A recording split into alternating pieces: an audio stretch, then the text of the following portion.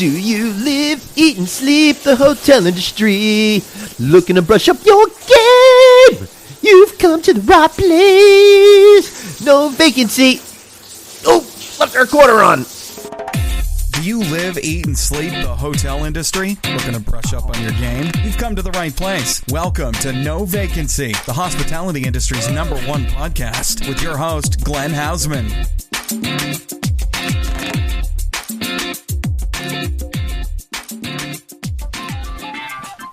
Hey everybody, and welcome back to this week's No Vacancy podcast with me, your host, Glenn Hausman. Man, am I excited to have each and every one of you here with me every single week as we talk to the leading names in the hospitality industry. If you haven't been checking out the No Vacancy show, please download a lot of our catalog shows where we're talking to CEOs, influencers, and the people that can help empower you, entertain you, and make your career even better. And if you love the No Vacancy show, you're sure to love the Hotel Design Podcast, the Hotel Tech Podcast, the Business of Hotels Podcast, and of course, checking in with Anthony and Glenn, which I do with Anthony Melchiori, the host of TV's Hotel Impossible. All of these shows together really are an amazing way for you guys to learn and really do the best that you can in your business. And while you're trying to do the best in your business, I really encourage you to make Almo Hospitality your go-to partner to simplify FF&E deployments for your guest room and beyond with industry-leading brands, the latest hospitality trends, and distinctive new-to-market brands coupled with their specialized business development and hospitality dedicated sales team. Almo Hospitality is a division of Almo Corporation, the nation's largest independent distributor of professional audiovisual, consumer electronics, major appliances, outdoor furniture, and housewares. Tell them Glenn sent you, and you can find them at hospitality.almoproav. That's hospitality.almoproav.com. All right, so last week, I was in San Antonio, Texas, where I had the chance to speak with Adrian Cary, the global brand head with Home2 Suites for Hilton, as part of our Summer in the City series. Next month, we're going back to Mexico to talk to the good folks at Homewood Suites. I'm looking forward to seeing Monterrey, Mexico for the first time and bringing you the great story of this brand. But another great story, of course, has to do with one of our favorite guests, the one and only Mr. Bruce Ford of Lodging Econometrics. Bruce Ford, how are you today, and what's your story? Glenn, great to be with you, my friend. It's been like all summer. I know, man. I haven't seen you since the NYU Hospitality Investment Conference at the beginning of June, and now we're at the cusp of August as we're recording this segment. Indeed, and, some people that I talk to just say how embarrassing that is. That we're such good friends and we don't catch up. Well, that's your fault for living all the way up there in New Hampshire while I'm down here on Long Island. Yeah, well, at the same time, we should have gone to a Sox-Yankees game together so I could have made fun of you. For what? I can't stand the Yankees. I can't stand the Sox. What are you going to make fun of me for exactly? For being a New Yorker and not caring about the Yankees? No, baby, Mets all the way. You know why? Okay. Because I like all the teams that can't compete. That's why I love the Mets. That's why I love the Jets. That's why I'm a fan of the New York Nets. Well, we could make fun of you and the Jets too, but I heard that the Mets might be trading us your closer. Listen, the whole thing with New York professional sports is way too painful. Especially when I talk to somebody like Bruce Ford, who is so spoiled with Boston professional sports. It's not even a fair conversation. I'd like to have this conversation back in 1986 when I had a leg to stand on, but in 2019, I'm just not getting anywhere with this sports talk, Bruce. But, other than that, you have been outside. You have been having a great time. And one of the things that you do when you go to see some of these sports games is you stay in hotels out there. So how are you seeing the state of the hospitality industry up in New England? And I should say, the man on the phone that I'm talking to right now has been to Encore Boston Harbor. Maybe you could tell us a little bit about that. Well, Encore Boston Harbor, it is a very pretty view of Boston. If you're staying in downtown Boston, they have a beautiful old school New England water shuttle that you can take for $7 each way from the seaport. Right. You can also take the T pretty close and catch a free shuttle ride. It is a very high-end experience, probably the highest-end experience I have seen for a casino outside of Las Vegas, Glenn. Wow. When you're there on a weekend, You can't play. Essentially, all the blackjack tables are $50+ Oh, and probably more than that. $50? Oh And, my yeah. God! Also, you have to keep in mind this is really, and you may correct me a little bit on this, but I think this is the closest luxury level casino resort, Las Vegas style casino resort to a major urban center anywhere outside of Vegas. Yeah, I mean, I don't know if I can or cannot correct you, but I will tell you what. I'm working right now on doing an interview with the president of Encore up there in Boston Harbor for our check-in show, so I'll be sure to ask him a lot of great questions and get up there to see this place for myself, man. Pretty sure I'm right about that. But the key thing here is that if you live in Boston, you can drive there within 5 to 10 minutes. You can take the T. It's very close. You can Uber. It's very close. And as we all know, there's a significant amount of high-end residential in that city. Therefore, there's a lot of wealth. And I think from a high concentration, it would be like it would even be closer than putting a major luxury Las Vegas casino resort in Brooklyn, Glenn. Yeah, that is pretty darn close because right now we just have Resorts World at Aqueduct Racetrack, which last I checked in on this, and it has been a couple of years, was the number one performing casino in the United States on a per slot machine basis, which is absolutely incredible. But it sounds like Boston Encore Harbor might be giving the Resorts World project a little bit of run for their money. Well, I have to tell you, they didn't spare a nickel on the thing. They really went high-end, a couple $100 million art gallery, 19 different restaurants. Every finish feels like at the highest end.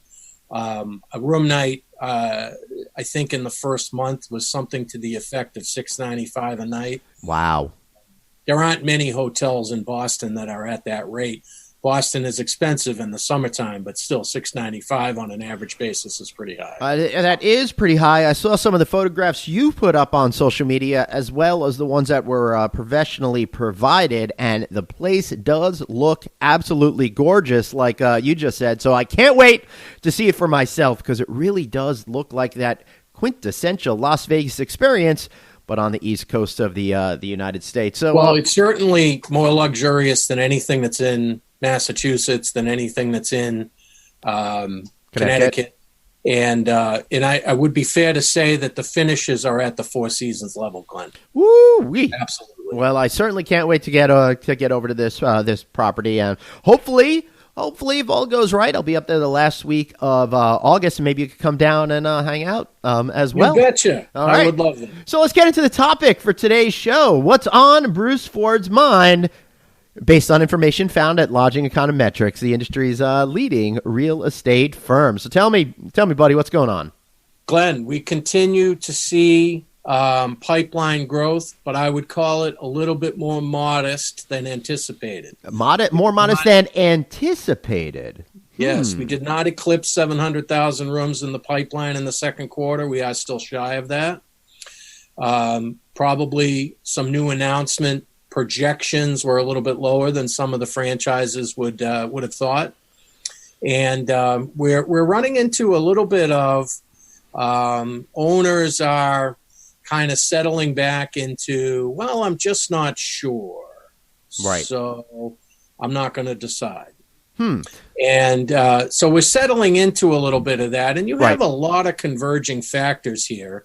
Probably one of the biggest ones is global economic concerns. Right. We have a new prime minister in the UK. We have the president believes that tariffs are the way to negotiate, and therefore we have some skittishness. And manufacturers are feeling it. Right. Owners and developers and management companies are feeling it. And, when you lack certainty and you lack just no inducement to proceed, sometimes you just decide not to decide. So, and that in itself is a decision, right? What is that? What is that? That's famous Geddy Lee lyric, right? If you choose not to decide, you still have made a choice, right? That's correct. That is correct. So although we're entering the construction summer start season, okay, there's a little bit of malaise in getting going, okay? Now, this could be a blip, okay? Ultimately, we could be saying that it's not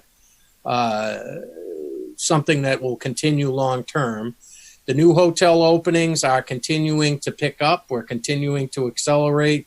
We will open more hotel rooms this year than last year, more hotel rooms in 2020 than in 2019, and more hotel rooms in 2021 than in 2020, as we have premiered our new forecast for 2021. Right. And I wanted to provide to everybody, as that is the first time that's coming out here from Lodging Econometrics.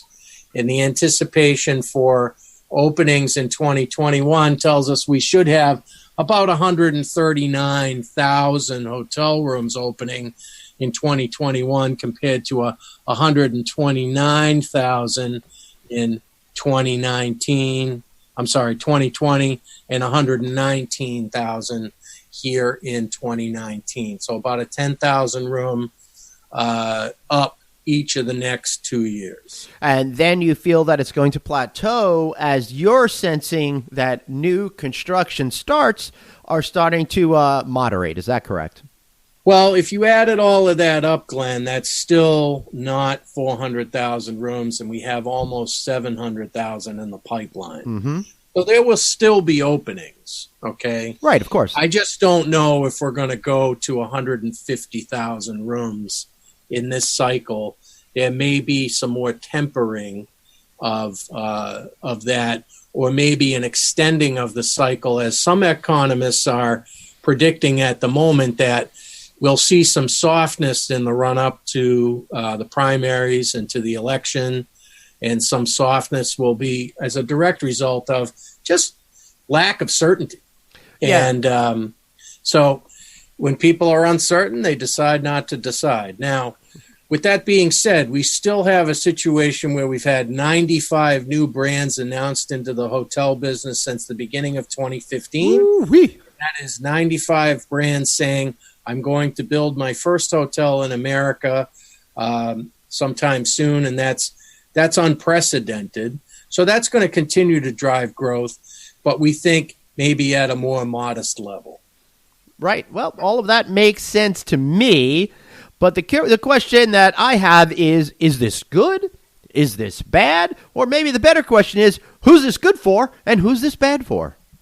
Well, we've seen some plateauing in operating performance, Glenn. We now, in June, had our second month in the run that did not have a RevPAR increase.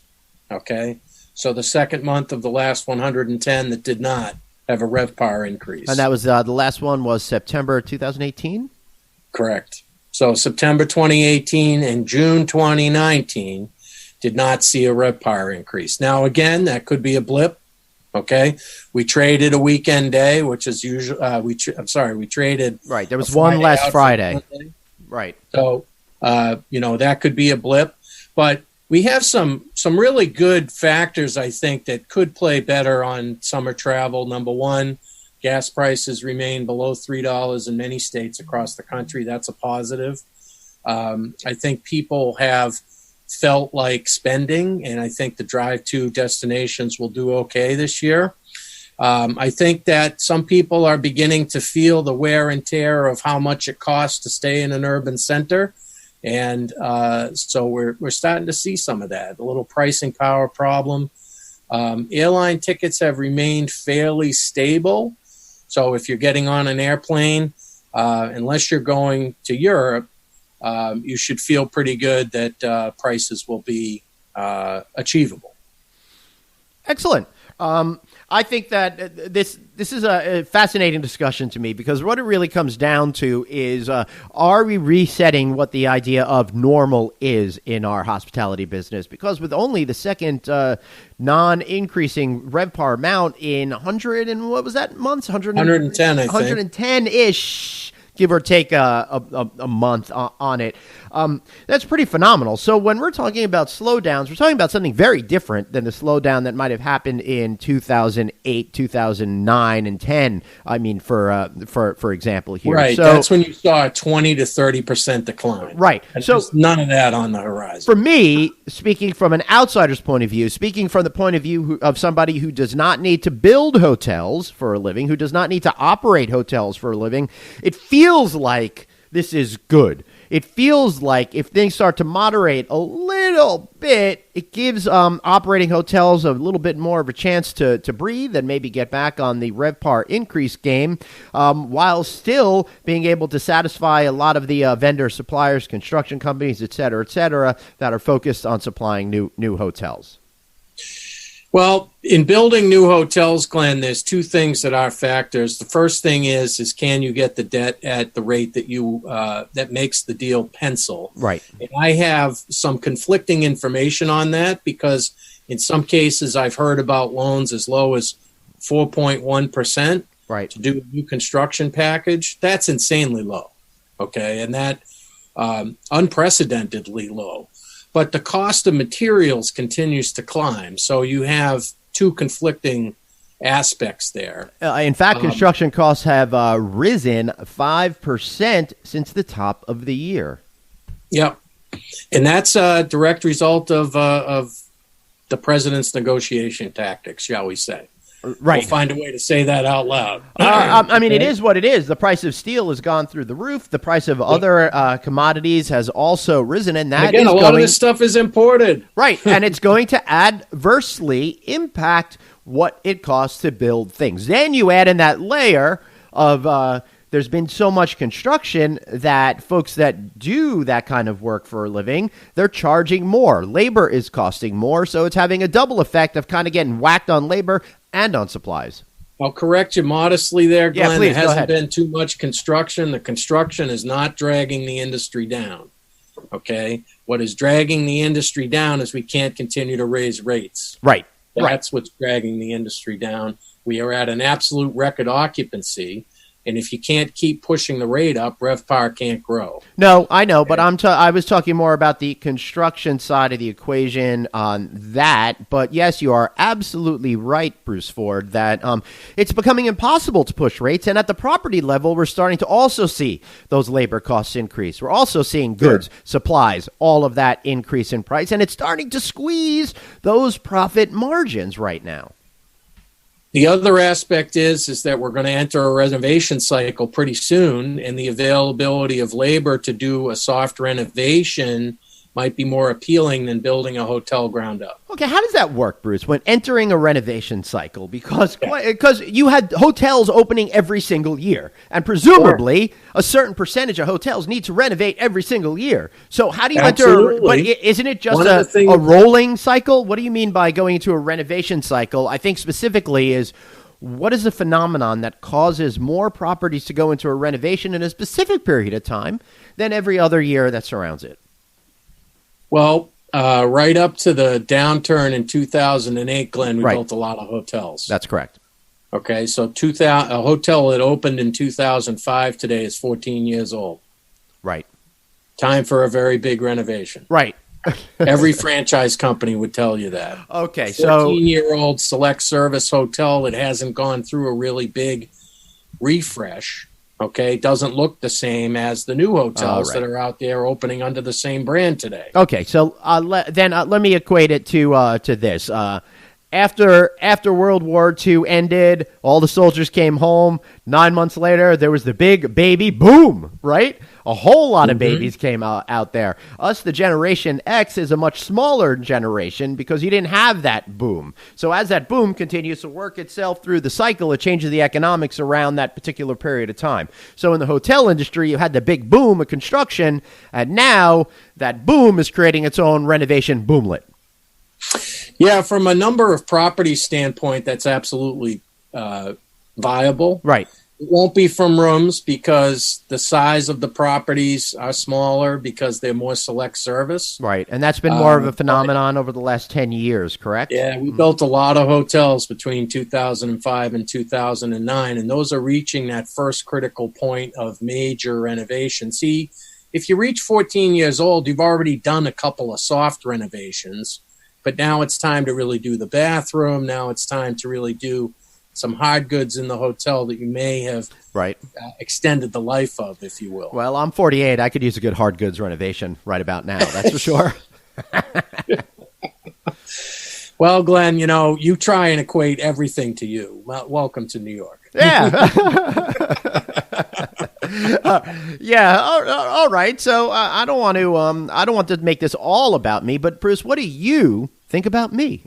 And it is pretty much all about you. Yeah. Well, I do have my name on this particular program, but I am interested in helping hoteliers be more successful. So you should tell them to do their renovations. All right, there you go. That's the message I want to get out there. And they must be planned. Right. Okay. And they must be planned in advance, and they must be planned to succeed so that you're not taking rooms out of inventory when in fact you could be selling them. So the earlier you get on it, the earlier you get ahead of it, the earlier you phase it, the better off your outcome will be. And I think that if you've seen competition across the street, those new hotels are preferable to the travelers, particularly the frequent ones that visit your marketplace.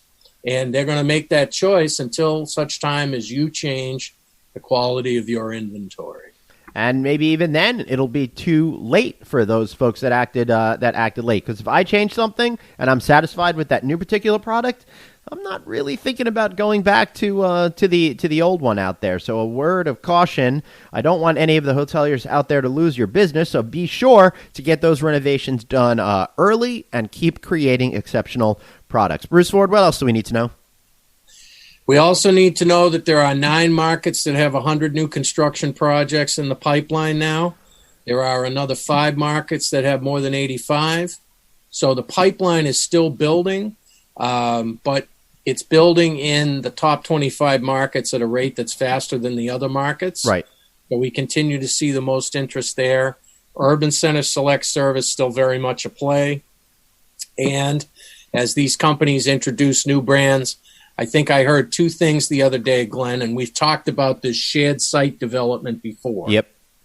So I was on a panel in Miami last week, and I heard from both a Hilton representative and a Marriott representative that in the upper mid-scale chain scale, they will have prototypes available to do 150 keys total under a 2-brand platform for both Marriott and Hilton. Wow. Which is smaller than they've been willing to do before. And that was on my feasibility panel at the NABUD conference last week, and it was a wonderful thing to hear that because I think IHG and Choice have been onto that for a little while, and Marriott and Hilton have been somewhat resistant to do that with all of their brands, but they're going to dip their toe into the, again, upper mid-scale platform. So with Marriott, that would be Fairfield and Town Place, and with Hilton, that would be with Hampton and Home 2. Excellent. So in markets such as New York City, and I believe on your last new construction pipeline report, you pegged 170 projects in the New York City area. Now, that might have changed as some have left the pipeline and some have entered the pipeline a little bit. But with such a large number of properties being developed and with a softness approaching the New York City market, it's been rough for hoteliers. I've been hearing this story for a couple of years now. Why do folks keep developing new properties in New York City?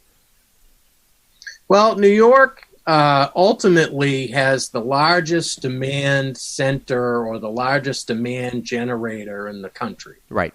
Okay, so New York has significant leisure demand. It has significant business travel demand at the very high end of the market, business travel demand, because it's banking and it's consulting, and it's that's why you go to New York. The high end shopping, okay, gives the high-end leisure traveler a high level of interest. but also you have the Javits Center, and you have a lot of conventions all over the city, really, that people travel to. So they continue to stretch the rate tiers in New York. So today you really can't stay at a full-service upper upscale hotel for under $375 a night in New York. Mm-hmm. And that's the way it is. Okay, so if you want a $300 a night room, you have to look to upscale, and in some cases you're even looking down to upper mid-scale. That certainly wasn't that way 10 years ago. No, it was a little before that. I do remember Hampton Inn's charging $400 and something back in the mid-aughts before the market fell out. Sure. I mean, you had instances of that, and certainly there are high rate periods. Right.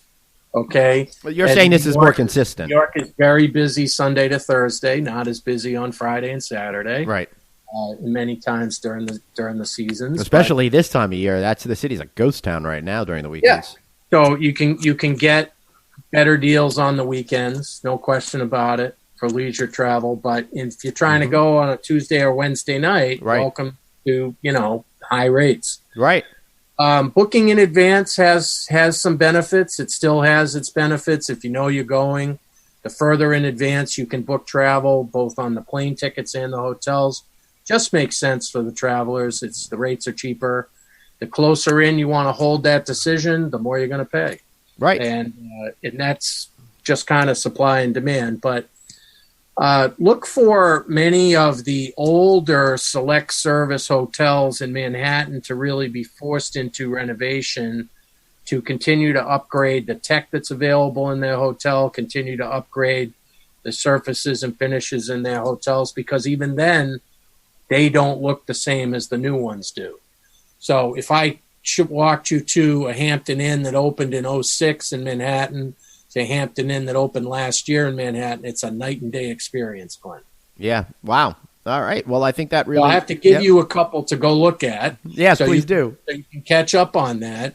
But additionally, seeing extended stay hotels in Manhattan has changed some rate tiers too, as many of the extended stay brands don't quite go with the same platform of room types in an urban center like New York as they do in other cases. And we've seen it as the Candlewood Suites, as an example, that's on 40th and 9th.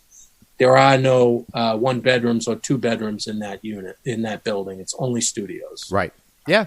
Excellent. So you get a reasonably sized room, but you can't get a two bedroom. Right. Yeah. I get it. Any final thoughts before we wrap up the story on the new construction pipeline? Glenn, I was disappointed you didn't come to see Fish in Boston. You got to Mohegan Sun. That was it. You may be disappointed I didn't make it to those shows, but I did have to make the big choice between which shows to go with. So instead of going to a giant outdoor place, I went to a small, intimate arena, half the size of Madison Square Garden. Even having the worst seats in the house, I still felt like I was a champ. And honestly, I missed a show at Fenway that was waterlogged before it started, and I think staying indoors was a great move for me. And I got to add, it was so much fun going from my room downstairs to the bar and then strolling right into a show. No parking, no hassle, no effort. It was a lot of fun. Well, you do love your Mohegan Sun, Glenn. That is true. You've been there many, many, many, many, many times. I have, but probably you might remember a pre-wedding party. I might have had my bachelor party there a month after their tower had opened over there. Funny thing is, I remember that. As many times as I've been to Mohegan Sun, I think I've only gambled twice. Okay. I'm not really their on-target customer, but I am looking forward to. I'm trying to get the president of that resort to speak with me as well. Seems to be a little bit more challenging than the folks over at Encore, but we'll see what happens. Maybe I can knock them both out on one trip. Bruce Ford, final thoughts, and how can we find you? Yeah, final thoughts are, Glenn, if you're an owner, you should feel good about the industry. You want to make sure you're continuing to keep your eye on expenses, but make sure that you're taking care of your employees. Labor costs are going up, and no labor cost is higher than trying to replace good employees who leave. Okay, so make sure you're staying up on that. Also, plan and set that renovation for phasing out into the future and be responsible about that. You can visit Lodging Econometrics on both Facebook and Twitter. And, of course, me personally on Twitter at BFINNH on Twitter. And if you're following along, I'm heading off to Europe, so I'll have lots of tweets about Europe over the next week. And happy summer to you, Glenn. Hopefully we will catch up in September. I hope so, too. So it sounds like... Or that last week of August. Well, I'm hoping that we are able to catch up as soon as I go up to the Boston area. So it sounds like Bruce Ford saying set your phasers on renovate right now and get that work done. I want to thank him for being here. I want to thank all of you for being here. And stay tuned, because after this commercial break, man, have we got another great interview you're definitely going to want to hear. We'll be right back, and thanks for listening to No Vacancy. Have a question for your host, Glenn? Tweet him now at Traveling Glenn. No Vacancy, the hospitality industry's #1 podcast. We'll be right back.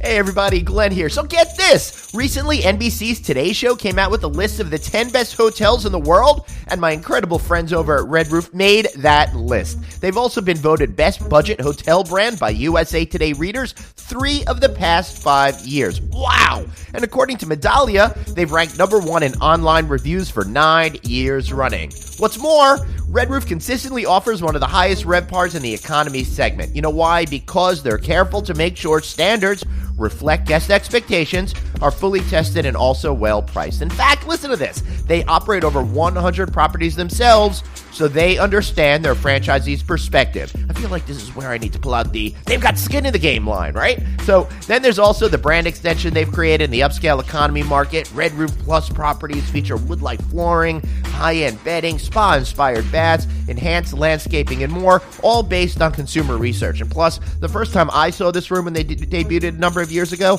I was blown away. I couldn't believe I was looking at a budget-branded property. So awesome. Such great customer impact. And listen to this. All Red Roof offerings come with Ready Rewards, the richest in-class loyalty program with more than 3 million members. And that just happens to be the least expensive loyalty program on the market for owners like you. Put it all together, there's no surprise Red Roof has a franchisee satisfaction rate of 86%. And those franchisees, they're going to tell you genuine relationships, real results. It isn't just some slogan. It's truly how Red Roof does business. To learn more, visit redrooffranchising.com or call 888-473-8861. That's 888-473-8861. Tell them Glenn sent you. Back to the show. It's No Vacancy, the hospitality industry's #1 podcast with your host, Glenn Hausman. Hey everybody, welcome back to the No Vacancy podcast with me, your host Glenn Hausman. So excited to have you here for this segment because why? Because we're taking a little trip around the world, but soon this brand will be coming here to America. It's MEININGER Hotels. I had a great opportunity when I was over in Berlin for the Service Department Summit Recharge. Back over the cold, chilly winter months, I had a chance to learn all about MEININGER Hotels. And today, I wanted to share that with you because not only are they doing a great job all over Europe with this incredible concept that they launched back in 1999, but soon they will be here across the Atlantic Ocean in the United States. So to take us through the conversation, we have Mr. Hannes Spanring. He is the CEO of MEININGER Hotels, and Mr. Ben Cary, the SVP of Development here in the United States. Gentlemen, how are you today? I'm fine, Ken. How are you doing? Good to have you. It's good. So the good news is, I think that we'll be able to tell who Hannes is on this conversation compared to Ben's voice over there, because you've got that that great European accent going on. Hannes, let's start with you, sir. The brand started back in 1999. What was the concept for it originally then, and how has it changed today, 20 years later? Good point. Thanks, Ken. As you said correctly, in 1999, actually, there were 2 founding partners, actually, both with a migration background who came to Germany. And actually, they said, why is it not possible of actually having a hotel quality, but for prices of a hostel, actually, more or less the time. Right. So they started that great idea. Let's do something in between a hotel and a hostel and so on. And those two guys then actually said, okay, let's do a kind of hostel that time still. And so they started actually the first property, which was in the Meininger Street in Berlin. Hence, that's where the name Meininger is coming from as well. Right. And yes, I mean, it was literally a hostel actually at that time. And I'm not sure if it is true, but at least it's a nice story. I think grandmother was sewing the curtains and everything. So they really started it from scratch actually. And that first property which they had was literally still a hostel, so it was lower from the quality. But it has actually then, of course, over the time when the boys actually were rolling out more and more properties, then actually it has then developed actually into way more sophisticated hotel offering which they are having. And yes, I think nowadays we could say we're at versions 5 or version 6 actually. So we have developed, of course, it's quite further also from a technical standard. But that's pretty much how it started about 20 years ago. Okay, so one of the things that I've noticed over the last 20 years is that people's tastes have changed and stuff like that. And quite honestly, I wish I had something like this. Of course, it would have been more than 20 years ago when I was out there exploring, because the hostel thing, it's fun, but it just. It doesn't necessarily connect with people because it's not necessarily clean and comfortable and all of that kind of stuff. So when you reinvent it to create something that was highly social, but also in the spirit of the hostel, that's a little bit more upgraded, I think that's when you really started to connect with customers. So, Hannes, what is your core clientele looking today? Because I see not only you're appealing to those young backpackers, you guys are all dealing towards those digital nomads that I keep talking about on my No Vacancy show. You even have families that are coming. What is it about the property that is connecting all of these different disparate types of people? Yeah, I know, Glenn, it might sound strange and even crazy on how many different customer segments it's actually for, which I'm going to mention to you. We are combining actually we call ourselves a hybrid hotel. Hybrid because we're using a typical 3+ star quality of the offering, and we're adding certain factors of a hostel into it. Before going into the customer segmentation, you're absolutely right. I mean, a hostel had, especially in the past, it had a little bit of a kind of, the dirty, something feeling, whatever it is. You're taking your towel and you're flocking down to Totally. I was a little too prissy to do that when I was in my 20s. Yeah. So, flocking with your towel down to another floor and sharing the bathroom with 70 or 80 other people. This is not what we're doing. We have, our offering is actually 4 different customer segmentation. We're doing groups, that's especially school groups and educational groups. We're doing families. The third group is then actually what we're calling is the individual travelers also. And last but not least, we're also offering a certain percentage, 10-50% of our guests are actually business travelers. What combines them all together is, I would say, it's the millennial mindset. It's the sharing experience, what people nowadays are really crazy about it also. Clear, good quality. Every room has an ensuite bathroom. If we have more than 4 beds in our rooms, then we're even within the room splitting the bathrooms in the toilet, in the shower, and in the sink, for example. Of course, I mean, otherwise it's getting a bit congested if there's a group of 6 people in their room and they need to all shower in the morning. So this is in the end, there's a big emphasis actually also on the public areas. So we are having a brand strategy. Yes, we're having pretty much the same brand items in it, but we also very much specialize each and every hotel which we're having and giving a unique feeling to that micro location, even where that city is. And this makes us so special and so unique. And we're having a massive influx on that one. We're having over 90% room occupancy and over 80% bed occupancy, and having about 3.5 beds on an average per room. This is a massive occupancy. It proves that we're on the right track actually with a good quality offering and offering that kind of social sharing experience also in the public areas, which is it's a great idea which we have just developed further than actually. Right. Yeah, Ben, I'm curious as to, I suspect you're based here in the United States since you're the SVP of development. What attracted you to this company to want to take it over from Europe to this part of the world? Well, Glenn, you're right. I'm based here in New York City. And to be honest with you, I didn't know too much about Meininger, as a lot of people don't here in North America. I had heard a bit about it, but we don't have any hotels in the United States today, and certainly not when I started. So it was certainly a learning process for me. But, I got up to speed. I met Hannes and the team, which they were top notch. I stayed at the properties. I saw how well the company is run, how profitable the hotels are, and became a very quick believer in the business model. Yeah, it sounds it. And, currently, and you guys will update me. I know you have 2 in Amsterdam, 6 in Berlin. You got Brussels, Copenhagen, Frankfurt, Hamburg, Leipzig, London, Milan, Munich, Rome, Salzburg, St. Petersburg, Vienna. I could probably go on with that one, but very, very well entrenched in Europe. So I'm curious, is there a difference between what a European customer is looking for, what an American customer in Europe is looking for, and then perhaps how all of those customers want to act maybe here at a property within the United States? My hunch, and I'm probably way off base on this, but I feel like Europeans seem to be a little bit more engaged in this type of property than they do here in the United States. But maybe it's because here in the United States they haven't been exposed to these as many. So how do you gentlemen see it, Hannes? Yeah, that's what I thought maybe even at the beginning. And of course, I mean, if you're stepping outside of Europe, of your core market, and as you correctly pointed out, we're having 26 properties running at the moment operational in Europe with over 14,000 beds. Wow. We have another 17 hotels which are under construction. We're opening another 3 hotels just in a month, 2 months actually, Paris, second one in Brussels, and one actually in Heidelberg. There's many, many more to come actually. So, of course, we also said it is working fantastically in Europe. But again, you will not believe it, but in the end, the Americans are already the 6th largest customer group actually in our properties in Europe. Wow. So that means there is a demand already there. That means Americans are already flocking also into that areas, into our hotels, which are centrally located in Europe.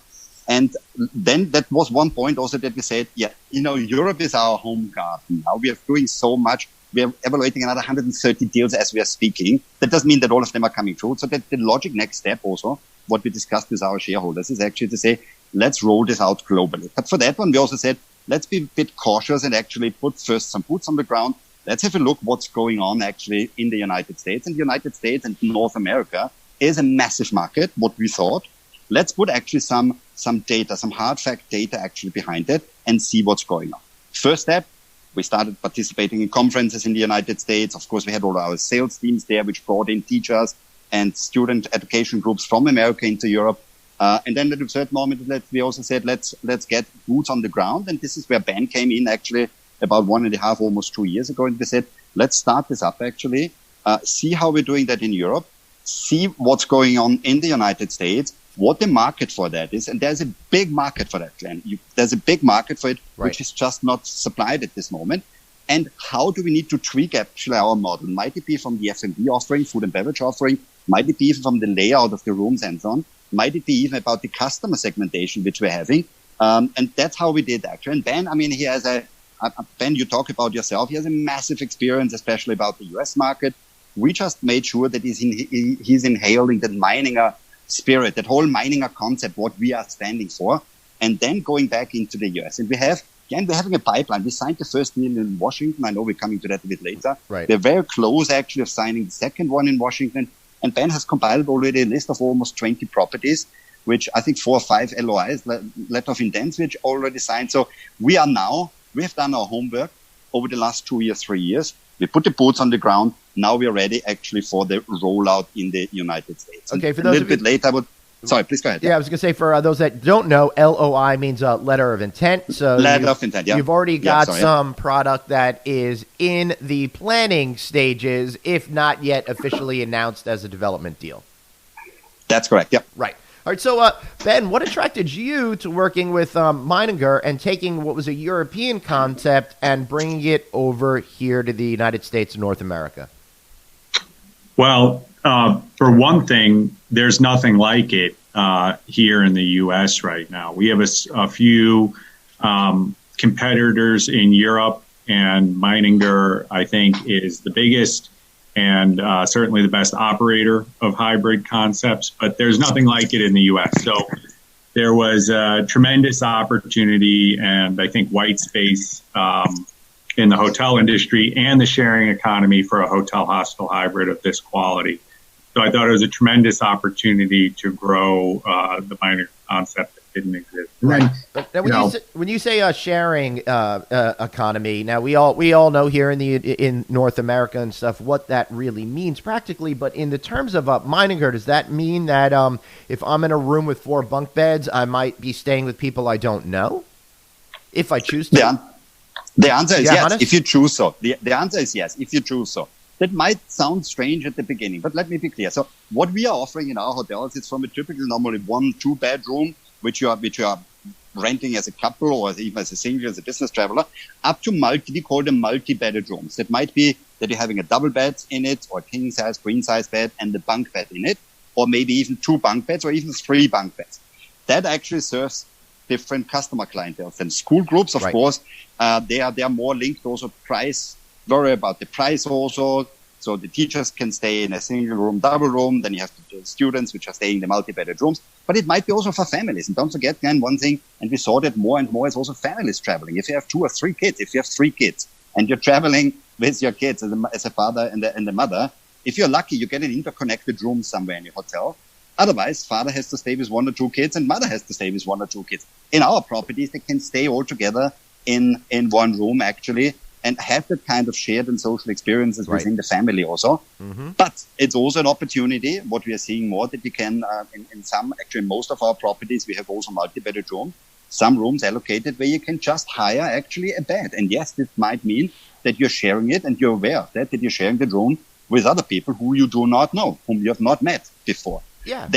People want that actually. This is totally. You don't have to sell me that. You don't have to sell me on that, Hannes. This is part of what I want to do. They're jumping. The very cost effectiveness. I want to just spend maybe 25, 30 euros for a bed, not 150 for a room. I want to spend actually some more to go out, have a drink in the evening, meet some people, go for some clubbing, go to a nice restaurant, see the museums, and then jump on to the next city. And this is what we are combining under one roof, and that makes us so unique in that respect.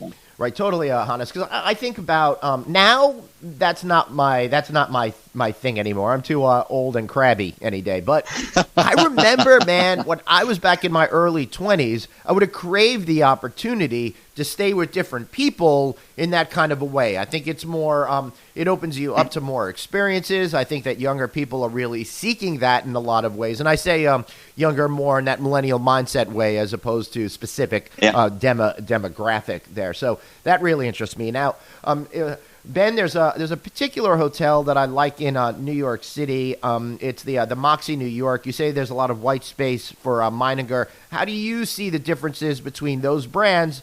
And I ask you this question specifically because people are not as familiar with Meininger, but they know Moxie and know it just enough to be dangerous. Yeah. Well, I think Moxie is a great brand. First of all, the biggest difference is, though, right now that you can't book by the bed. Right, very true. So you can do that, obviously, at a Meininger. The great thing about Meininger, too, though, is each property is totally unique and customized. There's no prototype. We have new builds, adaptive reuses, conversions of existing hotels in our portfolio. So each Meininger hotel is truly unique, and you're going to get a different experience at every single one. And then from a deal perspective, Glenn, I think a big difference is Moxie is primarily a franchise deal structure, and Meininger, we do lease deals. So could you explain that a little more? Yeah, we enter into agreements with developers and owners for turnkey leases. So the developer will build the hotel to our specifications, hand it over to us. We'll go in, we'll do the interior design and the FF&E, and then we will lease it for typically 20 years and pay the landlord rent. So it's great for developers who don't want to have to worry about fluctuations in the economy and EBITDA going up and down. Wow, that's interesting. Yes, Hannes? Can I add something also? I think thank you, Ben. Also, it's a good point. What I also would like to outline, as Ben just stated about lease deals, it's quite common in Europe actually here, as Ben outlined. We have signed a strategic partnership with one of the biggest financial investors into Accor hotels. That's a company called Foncier des Murs, Foncier de Région, which was now renamed into Covivio. We have signed with them a 400 million euro strategic partnership agreement, whereas they are buying the properties and we are actually leasing them. So they're converting it into a Meininger hotel, and we are making a 20-year lease plus a 2 times 5-year extension. Then so back-to-back lease with that financial investor. Why am I saying it? Because we are doing the same thing as we're speaking actually in the United States, in North America as well. So we have been there, and as Ben outlined, it's not such a concept yet, not known for hotels that much to do lease deals. But we actually, even when we went to America, we made a roadshow, and Ben and me and the other people from the team actually went out and said, this is what we're offering. We had a massive positive response from some very large and big institutional investors now also seeing the upside. So we are actually, Glenn, on a brink of signing a $200 million US investment with a very strategic fund. I cannot name it at this moment. Sure, you can. Come on. No, we have not inked the deal yet. So I will let you know immediately. But we hope to do that in the next 2-3 weeks, actually. Yep. So and again, this one is also something that's a big fund which easily can put a zero behind the next investment. But they also believe in that concept. And let me tell you also, those people are not idiots also. Right. They're very data driven. So are we also. They see also that there's a massive opportunity in the North American market. And this is why we are pushing now very strongly with our team and with our hotels into that market also. Well, I agree. You definitely have massive opportunity here in the North American market. More than ever, we're seeing companies coming to the United States, hotel companies, that is, from Europe and Asia in the most meaningful way I think I've seen in my entire career right now. What is it about the fundamentals of the hospitality world that's changed, or maybe it's geopolitical politics or whatever it might be, that is now making the United States and North America so much more appealing for those European developers to come over to this side of the world? Yeah, I'm not sure if it is actually the European developers. I mean, what I mentioned, we're having a US developer. But yeah, what I meant is European brands. The world is just getting... People are thinking outside of the box. And I would say 10, 15, 20 years, Glenn, I mean, lots of people really came from long-standing companies. They were growing. They were growing 2, 3%, 5% here. I think that has also dramatically changed also with that whole lifestyle. I mean, your customers are traveling. In the end, we are following our customers as well. We have a lot of demand. Also, people from Europe say, guys, bring a concept like that into North America. We would like to go there. Is it developers? Is it actually customers who are staying in the hotels? The world has become a very, very small town in the city, as I would say it actually. This is good. It brings people together. Yeah, totally. It opens our horizon. It opens everybody's horizons. And that's what I think is also the fantastic opportunity in going into new markets and actually with all the challenges which there might be. Yeah. Okay, so when you build here, say in the United States and North America, do you think about creating something that's more appealing to the typical North American consumer, the typical European consumer, or perhaps maybe it's not fair to think about consumers in the types of the part of the world they're from as much as the way they want to have shared experiences in a property? You are completely right, Ken. And let's not box them into nationalities and religions whatsoever. Yeah. It's that mindset. It's that mindset which is a global mindset from people. It's the sharing experience. It's something what I would like to experience. I go somewhere. I'm embracing the city. We are offering the key to the city. That's what we are calling ourselves. We are the city explorers place to stay, actually. It doesn't matter from what country you're actually coming. I think this is not becoming that big of a cultural burden or hurdle anything in that respect anymore. So we are not focusing now on one customer clientele whatsoever. Let them come in. It's the mindset what makes the difference actually in the people. Ben, you want to add something here?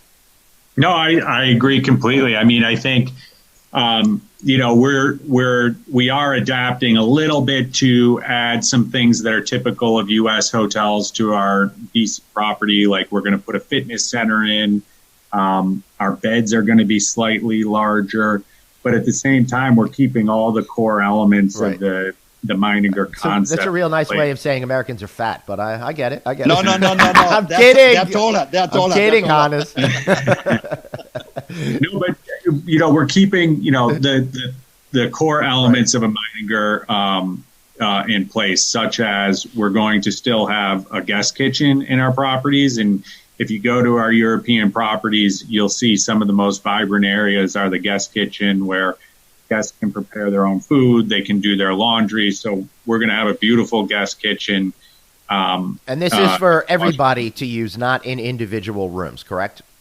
Right. Mm-hmm. One guest kitchen in the public space. Yeah, that's kind of cool because it enhances that social element and that forging the sense of community that I think a lot of travelers are looking for today, especially, Hannes, when you combine it with the fact that you say that you want to be the gateway to the community as well. So how does all of this stuff kind of play together to create the right experience for the guests, both inside the hotel and then out and about in the city, that gets them all to walk away at the end of the day saying, Meininger is my brand of choice? Yeah. It's a good point. Again, I was just 3 weeks ago at the NYU conference. I was a speaker at the conference there as well. People asking that as well. I think what a massive mistake is that some companies are doing, that you think that you have to impose what you think is right on your customers. Just listen to your customers, listen to your people, what they want, and provide it to them. This is always what I'm saying. There's no overkilling. We are not providing a full restaurant or something like that. We're giving them a breakfast. We're giving them a half board in the evening, because we know anyhow the people who are coming to us, they say, we are not going to eat 6 days a week in your hotel. We want to go out.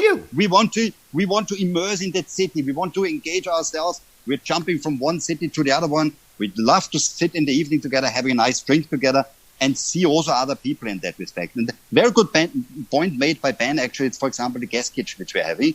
Cooking is something, you touch some food, you smell it, you see it actually, you see how other people are cooking.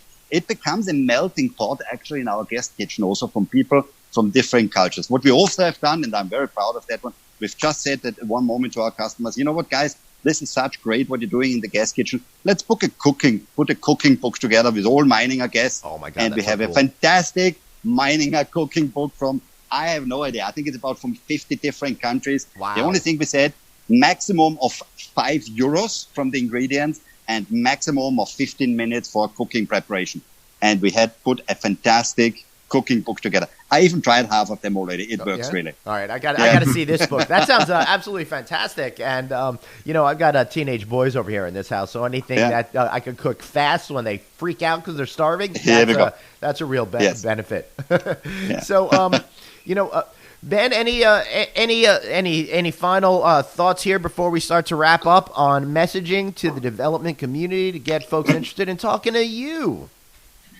No, I think we talked about the lease structure and the unique qualities of a Meininger property, but we'll guarantee yield. So I think it's a very good economic proposition for developers and for investors out there. And we're looking in gateway markets, not only in the U.S., but across North America. Right. So, Hannes, I think it's important we point out that we want to be in Toronto, Montreal, of course, initially, and then look on the West Coast too. But gateway markets in the U.S., we'd love to talk about opportunities. Excellent. Hannes, how about yourself? Yeah, again, I'm very, very excited, as I stated before, on what's going on in Europe. Again, it's a fantastic team we have put together globally now as well. It's absolutely the time that we are jumping also into North America, because we're going to have 50, 60, 70 hotels very soon in Europe. Wow.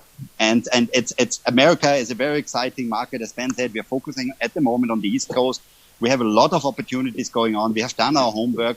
We have such a good and positive feedback about the model, about the uniqueness also on how we're doing it. Very Meininger spirit driven, combined with very data driven as well. Let's be also focused on financials and so on, because it has to work. And I always say, stick to that, what you're good at. Don't stray away. Don't try to reinvent the wheel. Listen to your customers. And America, here we come. Meininger is going to be there very, very soon. All right. You heard it here first. And while I didn't actually get to stay in the Meininger Hotel, it looked absolutely great. I took a little tour and I had a surprisingly good croissant while I was there, too, which I didn't expect in a property in Berlin. So at least when it comes to baked goods, you've got my seal of approval. I love the style of the hotel. I think it's really on trend right now, and it's a very approachable design, and it's done in such a way that I think it really hits on all your core clientele that you have out there without making one feel like they're excluded from the whole picture. So overall, congratulations. Hannes, last question I have for you. What's it like running a brand that's been around for 20 years that now, in the last 3, 4, 5 years, the world has finally woken up to realizing this is the great concept that we've been looking for all along? So what was the question about? What has changed over the last 3, 4 years? Yeah, something has changed, culturally speaking, globally, I think, that's all of a sudden thrust your brand and others that are trying to go for this, the same psychological connection that all of a sudden they seem to work, where 10, 15 years ago, they just weren't in the conversation. Yeah, I think the most important thing is, anyhow, what I said already before, is the world has become very, very small, actually. I mean, now people start traveling. Traveling became so affordable now. Also, don't forget that. It's one of the biggest luxury in life, actually. And don't forget, also, parents really start encouraging the kids now also to say, go see the world, actually. The world is not your home city only or your country. Go out. There's more places. There's more fantastic, great places around the globe to go and stay there. And it's from educational groups, it's families traveling with their kids. It's also business people. Business has become more global, actually. And this is what we're just in the end, and just combining actually under our roof as well, and say, guys, this is it. Come to us. We listen to you guys. And that's what, in my opinion, what has mainly changed over the last couple of years then. Excellent. Well, this has been an absolutely fascinating conversation. I really love exploring a lot of these new to us American brands, not new brands, but new to us. And it's, of course, Meininger. They go by the Urban Traveler's Home. I really like this concept. Think it's really interesting. And I hope that you guys take a look into it. I'll leave some information on how to find Ben, et cetera, in the show notes. So, I'm going to wrap up today. I just want to thank Hannes for being here. I want to thank Ben for being here. And I want to thank all of you for listening today. You can find me, of course, at Traveling Glenn everywhere on social media. And I'll be back next week with another great show. That is, unless I decide to move over to Europe and hop around from MEININGER Hotel to MEININGER Hotel. See you all next time. Thanks so much for listening to No Vacancy, the hospitality industry's #1 podcast, with your host, Glenn Hausman, online at rouse.media, on Twitter at Traveling Glenn, and on Facebook.com/Glenn.Hausman. We'll catch you next time.